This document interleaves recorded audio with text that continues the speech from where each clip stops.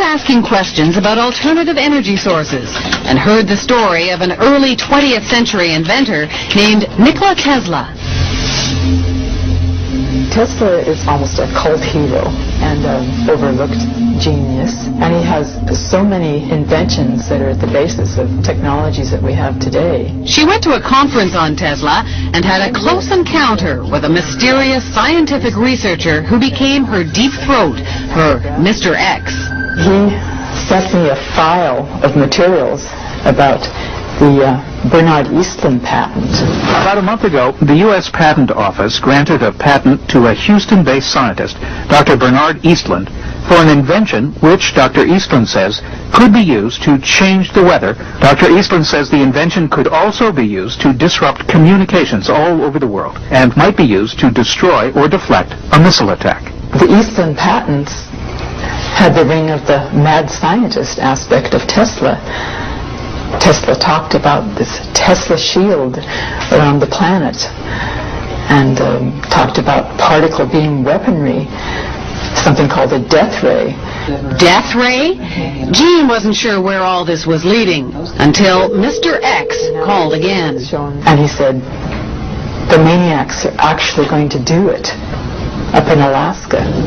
Mr. X's maniacs were in the U.S. Pentagon, and he was convinced they were conspiring to build Bernard Eastlund's Sky Zapper under the guise of a nice little research project deep in the Alaskan bush called HARP.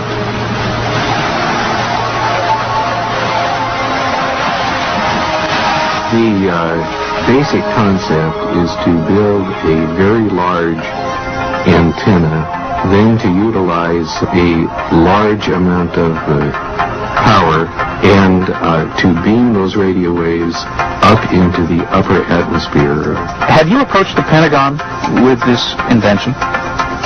Yes. And what I'm not at liberty to tell you is the details of what that interaction has been. The word spread through the Alaskan bush, and soon a band of suspicious Alaskans set out to warn people about what they saw as the U.S. military's secret agenda.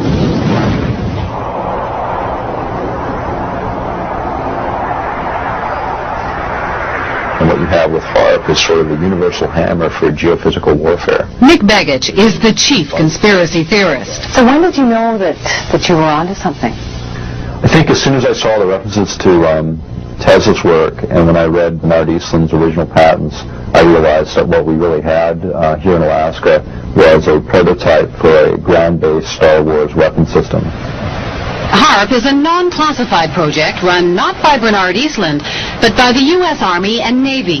The official HARP story is told by one man, John Heckscher. It consists of several types of transmitting instruments and numerous scientific instruments that study the natural ionosphere and the ionosphere that has been perturbed by the instruments that we are building. The ionosphere is a sea of electrically charged particles in the upper atmosphere, and the instrument is a powerful radio wave transmitter. Does it have any military applications? The site itself is strictly a scientific research site. Perhaps the outcome of some of the science, perhaps some of the results could be applied in the military to military systems.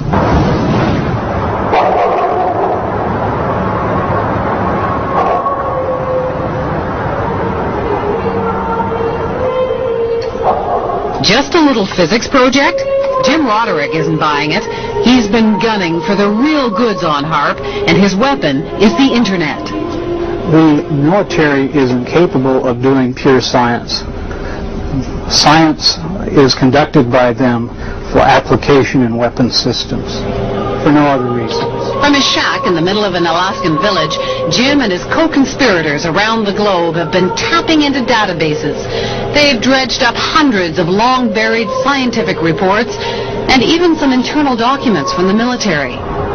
They call it the world's first techno-protest, and they did it all on the military's own baby. Protest, and they did it all on the military's own baby, the net. Plans for HARP activities correlate with projections of what can be done in the Eastlund patents. It's that simple. So it's not a coincidence? It's not a coincidence. Well, hate to disagree with you, but it's not his patent that we're building. Superficially, yes, they send energy up into the ionosphere, but the Eastland patents require huge, prodigious, in fact, amounts of power, like 100 billion watts. Remember that number, 100 billion watts. You'll hear it again later. HARP requires only 3 million watts. There is a paper trail leading us back to Eastland. No, there is not. There is no paper trail that I'm aware of that's leading back to Eastland. Eastland used to be an employee of the company which is building HARP, but that's pure coincidence. Is it also a coincidence that the tiny company that owned Eastland's patents was later swallowed up by an enormous military intelligence firm called E-Systems? 2.1 billion in annual sales, 1.8 billion of that, with a B, was to military intelligence groups, CIA, NSA, and others. And of that, 800 million were black projects, so secret that even the United States Congress didn't know what they were. E-Systems was then swallowed up by Raytheon Corporation. It too specializes in super secret contracts with the Pentagon. Why would Raytheon be so excited about this? Well, it's a ground-based Star Wars weapon prototype. For them, it represents potentially billions and billions of dollars. So how would you describe this world of E-Systems and Raytheon and HARP? Dark.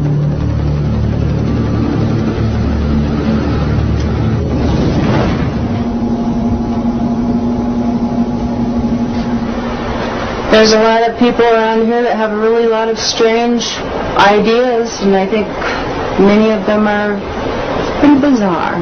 Michelle Angbritson keeps the HARP computers from freezing up in between visits from the military scientists. Well, do you know, do you understand what they're doing here when the scientists come in? You mean when the scientists come in and shoot the beams up? Yeah, they're shooting the beams up, and I think that heats a little small space in the ionosphere, and then you've got guys that are sitting on computers, and you've got people putting up weather poles that measure weather and everything like that. I mean, there's something spooky going on here. There have been claims made by some scientists that you could heat up the ionosphere and affect local weather. If you were to do Eastland patents, I have no doubt that's the case. Claims are being made that it could disrupt global communications. Global? That it could shut down another country's communication system and enhance your own. Not HARP. Not HARP in As it is Alaska. now. No. But you couldn't disable any systems? Those that use, if the systems used a path which was accessible to the HARP beam, yes. Starting to sound like Eastland's invention to you? Well, remember, John Heckscher says HARP has nowhere near the power levels Eastland talked about. It seems like this entire thing has been a matter of disinformation. Eric Nashlin understands the military. He spent 15 years in the service as a radio engineer. He knows deception. It came to our attention that there was a document, a technical memorandum, I think it was 195 or something like that.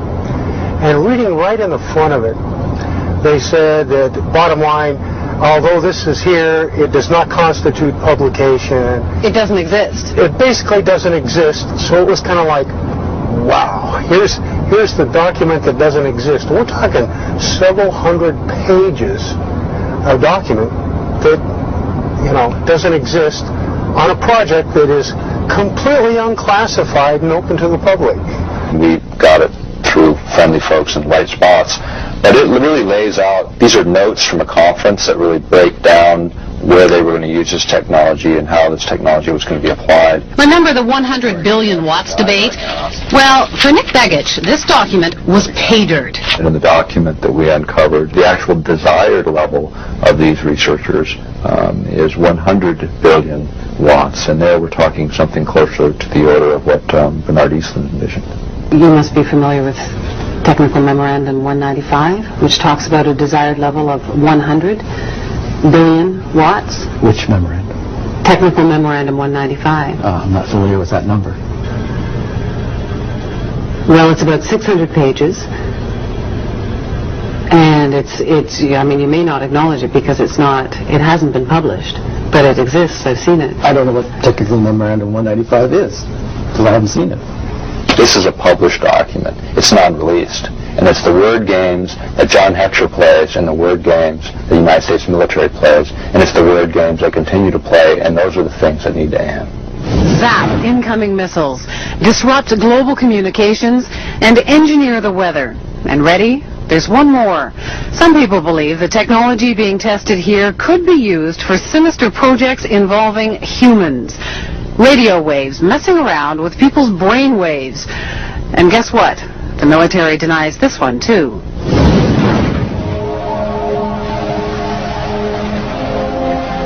The human mind is subject to being affected by radio frequency energy, and that's what this device is. In other words, you can move the moods of large populations using this kind of technology. So now we have not just maniacs in the Pentagon, but a bunch of Dr. Strangeloves? Pretty weird stuff. But scientists have been experimenting with radio frequencies on animals' brains for decades. And the military has followed it all very closely, especially once it found out the Russians were onto it. It was all kept a deep, dark secret by the two superpowers. Back in the 60s, the Soviets began zapping the American embassy in Moscow with a low-frequency beam. No one knows for sure what they were up to, but one theory is that they were trying to mess with people's central nervous systems. And one report did say the diplomats got depressed a lot. And hey, just think of all the nifty applications against the enemy. Why blow people up when you can drive them crazy? From documents dating back into the early 80s, we see that the military had discussed the possibilities of mind control through radio frequency energy.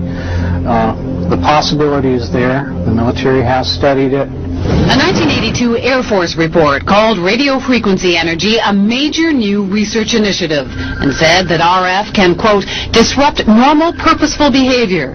A 1987 military report called for more research on RF energy as a non-lethal weapon, while pointing out that most of the existing technology is classified.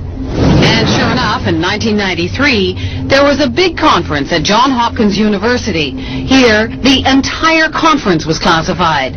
But the agenda wasn't, and weapons using extremely low radio frequencies, or ELFs, were listed as a very attractive option. Is it just a coincidence that there's been all of this talk and that HAARP will be experimenting with this? Is that all just coincidence? I believe the ability of ELF to affect the mind is a side issue for us. It may be real. I can't say. It's been exceedingly difficult to find information on what is supposed to be a major new initiative of the military. All we see is HAARP. Well, then I'm being kept in the dark, if that's the case. The question is, well, could they, would they? And we believe they can, and we believe they will. Somewhere at some point, all of this technology merges at some level within the Pentagon, and it happens to be in Alaska, and it happens to be now. It isn't just conspiracy theorists who are concerned about HAARP. In January of 1999, the European Union called the project of global concern and passed a resolution calling for more information on its health and environmental risks. Despite those concerns, officials at HAARP insist the project is nothing more sinister than a radio science inventions that are at the basis of technologies that we have today. She went to a conference on Tesla and had a close encounter with a mysterious scientific researcher who became her deep throat, her Mr. X. He sent me a file of materials about Started asking questions about alternative energy sources and heard the story of an early 20th century inventor named Nikola Tesla. Tesla is almost a cult hero and an overlooked genius, and he has so many to disrupt communications all over the world and might be used to destroy or deflect a missile attack. The Eastland patents had the ring of the mad scientist aspect of Tesla. Tesla talked about this Tesla shield around the planet, the Bernard Eastland patent. About a month ago, the U.S. Patent Office granted a patent to a Houston-based scientist, Dr. Bernard Eastland, for an invention which Dr. Eastland says could be used to change the weather. Dr. Eastland says the invention could also be used. And talked about particle beam weaponry, something called a death ray. Death ray? Gene wasn't sure where all this was leading until Mr. X called again. And he said,